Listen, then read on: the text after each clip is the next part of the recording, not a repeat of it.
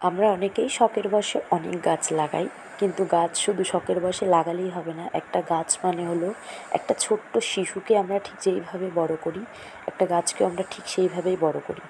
শুধু জল দিলাম, সার দিলাম, তারা কিন্তু হয় না। তাদের পেছনে আমাদের অনেক কাঠখড় পুড়িয়েই তাদের গাছে এত সুন্দর ফল ফুল আমরা পাই, আমাদের মনটাও খুশি হয়। কিন্তু আমি আমার কিছু গোলাপ, সেই গোলাপ গাছগুলোকে এত কড়া রোদে রাখতে চাইনি। আমি কিছুদিন বাড়ি না থাকার কারণে তাদের একটু ছায়াযুক্ত জায়গায় রেখে দিয়ে গেছিলাম, কিন্তু আমি ছায়াযুক্ত জায়গায় রেখে গিয়ে যে এত বড় ভুল করব সেটা ভাবতে পারিনি।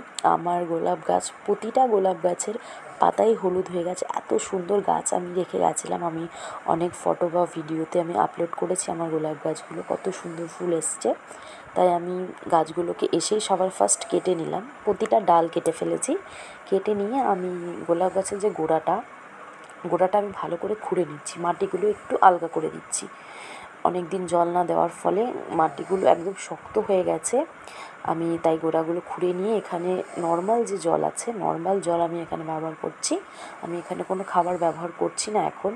আমার যতটা মনে হচ্ছে, যেহেতু আমি সদ্যই গাছটা কেটেছি, মানে ডালগুলো কেটে ছেটে করেছি, তাই আমি এখন কোনো খাবার দেবো না এতে। আমি ডালগুলো কেটে জল দিয়ে একটা নর্মাল জায়গায়, মানে যেখানে অল্প রোদ অল্প ছায়া পড়ে, সেখানে আমি রেখে আমি প্রতিটা যেখান থেকে ডাল কেটেছি সেখানে ভালো করে ফাঙ্গিসাইড লাগিয়ে দিয়েছি, যাতে কোনো পোকামাকড় এদেরকে আক্রমণ না করতে পারে, আর আমার গাছগুলো যেন আগের মতন হয়ে যায়।